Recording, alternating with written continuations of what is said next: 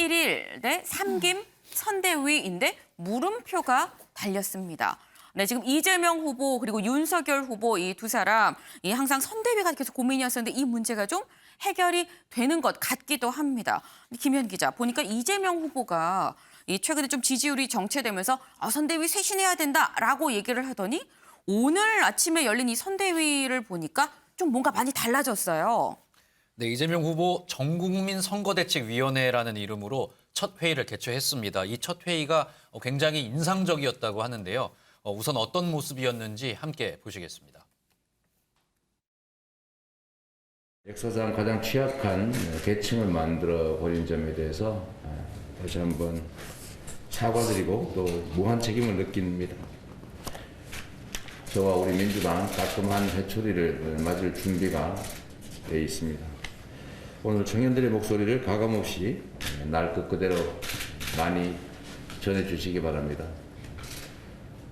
다시 한번 이런 상황에 대해서 사과드리고 깊은 반성과 성찰만큼 더 높은 책임감으로 실현 가능한 대안들을 만들어내고 성과를 통해서 희망을 가질 수 있도록 노력하겠습니다. 고맙습니다.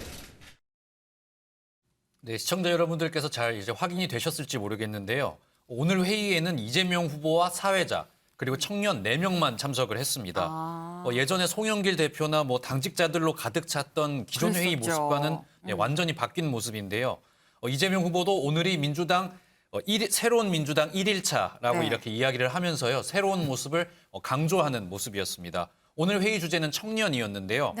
이재명 후보 앞서 보신 것처럼 청년들에게 회초리 맞겠다 이런 각오를 밝혔고요. 민주당은 이제 매주 월요일마다 다른 컨셉으로 이렇게 전국민 대책 회기를 하겠다 이렇게 할 방침이라고 계획을 밝힌 상황입니다. 네, 아니 보니까 굉장히 야심차게 회초리 맞을 준비도 돼 있다. 오늘부터 1일이다라고 얘기를 했는데 회초리를 맞은 건지 이재명 후보 오늘 울었다면서요. 네, 그렇습니다. 이재명 후보 어제 충청 지역을 다녀왔는데 충남 논산시장에서 만난 이제 상인들의 이야기를 꺼내다가 잠시 울먹이는 이런 모습을 보였습니다. 이 모습이 또 눈길을 끌었는데요. 어떤 모습이었는지 함께 보시죠.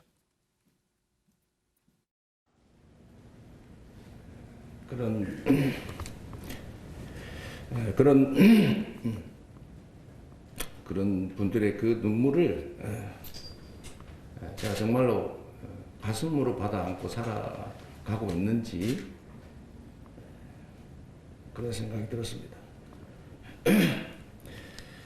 이 땅의 약자들과 그분들의 아픔을 개선하도록 1분 1초 작은 고난까지도 최대한 잘 쓰겠습니다. 네, 이재명 후보 앞서 보신 것처럼 말을 멈춘 채 잠시 이제 눈물을 참는 이런 모습을 보였고요. 계속 이제 코를 훌쩍이고 목이 메인 목소리로 이야기를 이어나갔습니다. 이재명 후보가 요새 좀 자주 눈물을 흘리는 모습이 이제 보이고 있는데요. 이제 강한 이재명의 모습보다는 이제 조금 다른 민생을 좀 인간적인 모습을 보여주려고 하는 이런 모습이다 이런 평가가 나오고 있는 상황입니다. 그렇군요. 지금 거듭 사과하고 반성하고 지금 보는 것처럼 울먹이는 모습까지가 우리가 알고 있는 약간 어떤 스트롱맨 그 이재명 후보의 이미지랑은 좀 사뭇 다르긴 합니다. 김현 기자, 이재명 후보 이렇게 달라진 모습 왜 이렇게 달라진 걸까요? 네, 이제 더불어민주당 어제 휴일임에도 긴급 이제 의원총회를 열었습니다. 이 자리에서 이재명 후보에게 선대위 전권을 위임하기로 당의 방침을 정했는데요. 선대위 참가했던 이제 국회의원들도 이제 모두 쉽게 이야기하면 이제 선대위 구성에 있어서 이재명 후보가 모든 전권을 이제 받은 상황입니다. 이재명 후보도 이제 민주당의 이재명이 아니라 이재명의 민주당이다 이렇게 선언을 한 상황이고요. 또 이제 권한을 넘겨준 의원들에게 감사하다 이러면서 선대위 구성도 이제 자기 본인 뜻대로 마무리하겠다 이런 구상을 밝힌 상황이거든요.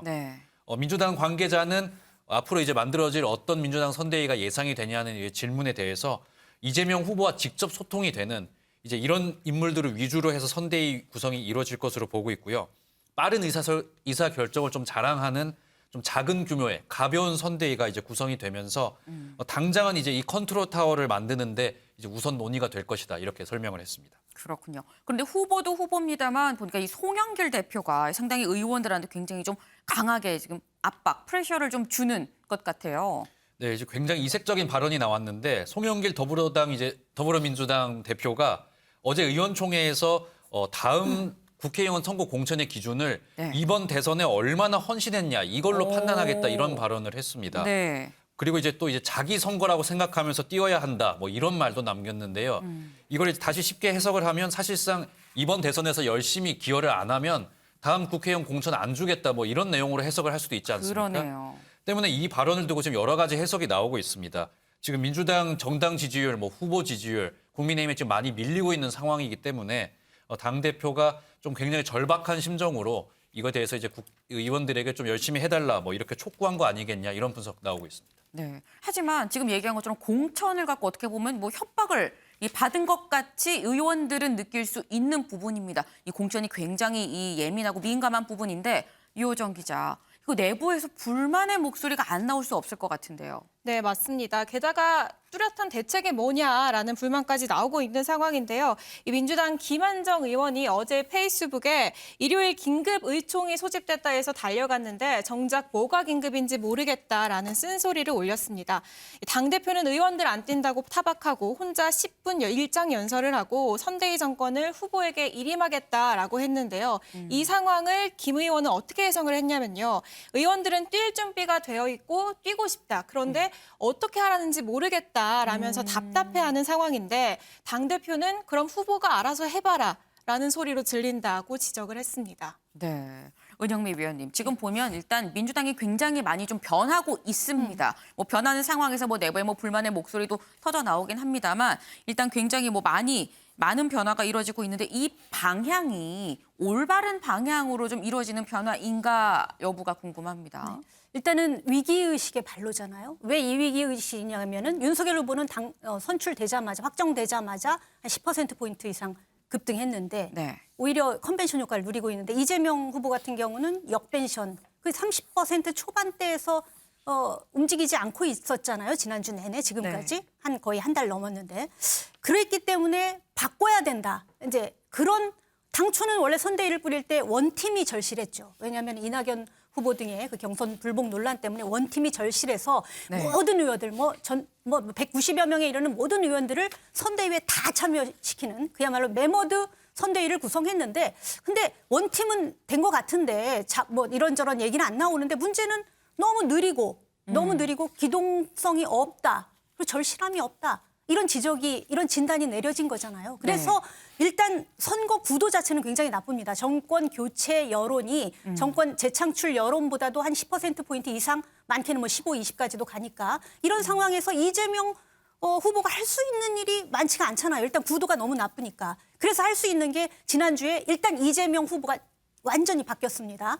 어떻게 바뀌었냐면은 성찰과 사과. 예를 들면 대장동 의혹에 대해서도 그 민간 사업자한테 폭리를 준 거에 대해서 성찰한다, 사과한다라고 사실은 정말 겸손한 태도를 보였고 전 국민 재난지원금도 철회를 했잖아요. 네. 일단 겸손한 태도를 보이고 그다음에 중도나 유연성도 보이고 하면서 중도 외연 확장 쪽으로 완전히 자기 자신을 일단 완전히 바꾼 거예요. 자기가 할 수 있는 것은 다 했다고 보는데 그렇다면 두 번째로 할 수 있는 게 뭐냐. 일단 선대위. 이재명만 보인다라는 얘기가 지금 들리거든요. 선대위를 바꿔야 돼요.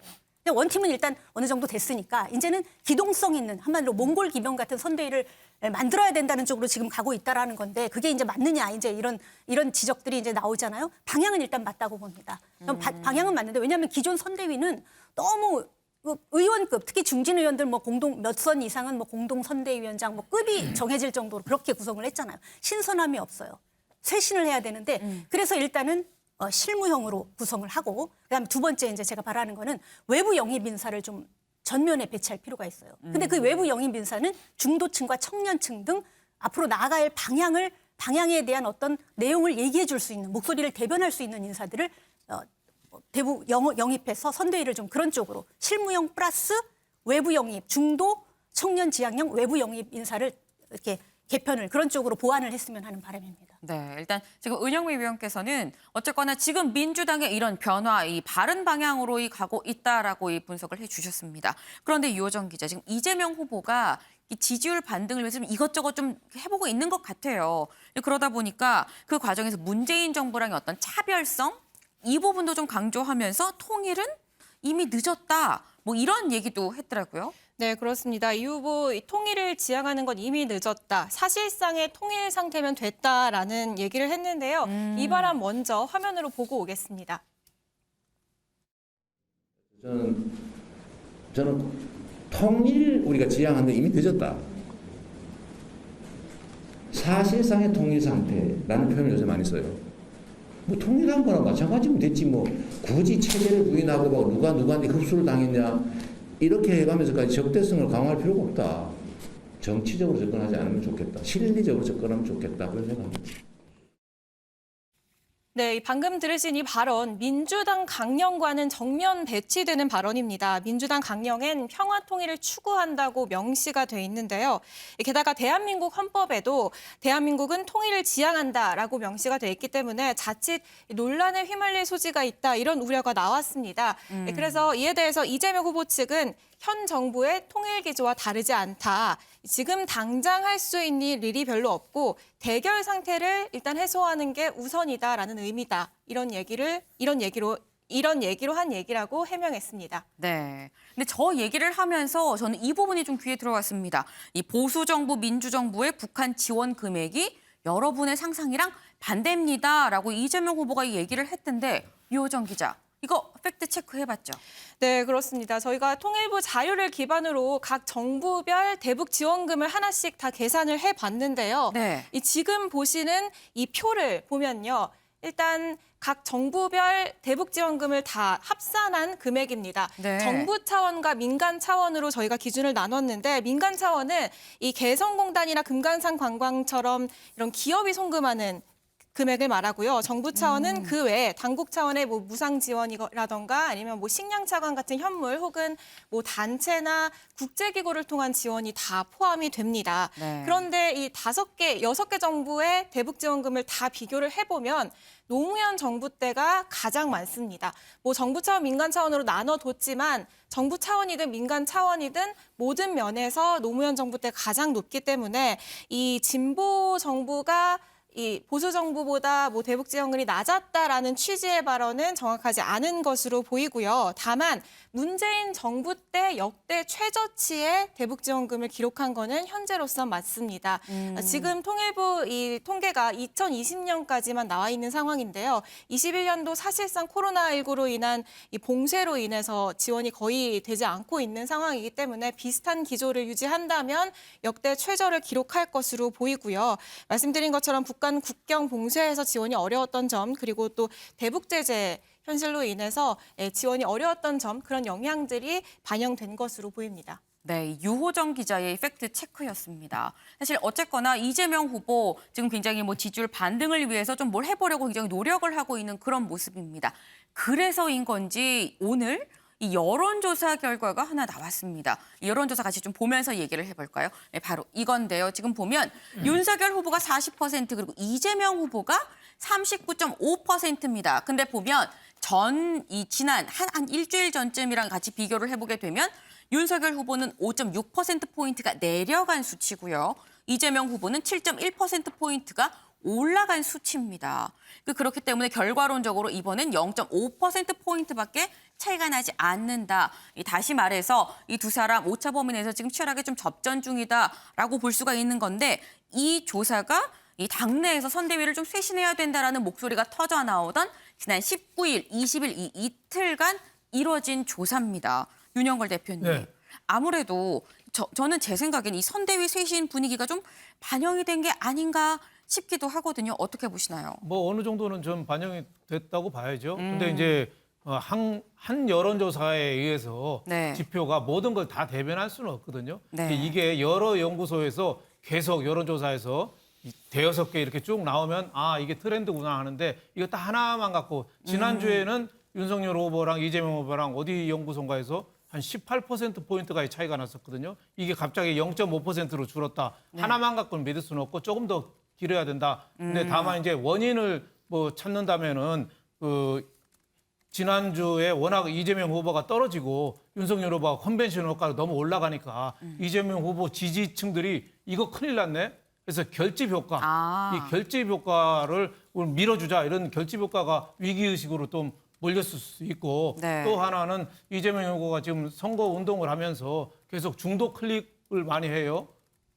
지금 그동안 친문에서 벗어나서 예를 들면 재난지원금 문제라든지 대장동 그 사건에 대해서 지금 뭐 특검에 대해서 전향적인 얘기를 한다든지 사과도 하고 또 여러 가지 뭐 원전이라든지 소득주도 성장이라든지 중도층을 겨냥한 얘기를 조금 하니까 네. 중도층, 부동층 표심을 조금 움직인 거 아니냐 뭐 이런 뭐 분석은 가능한데 이거 하나만 갖고 볼 수는 없고 좀 더 추이를 봐야 된다. 그리고 대장동이나 중도층 겨냥한 움직임 이런 거는 앞으로 진정성을 좀 더 봐야 되거든요. 진짜 말만 하는 거냐, 진짜로 움직이는 거냐. 진짜 이재명 후보가 저는 제일 중요한 게 뭐냐면 따뜻한 친문, 문재인 지지 세력의 따뜻한 중지에서 뛰쳐나와야 된다고 봐요, 저는. 그래서 중원으로 가야 되는데 그거 할 수 있겠느냐. 그거에서 어떻게 보면 판세는 저는 갈라진다 이렇게 봅니다. 네.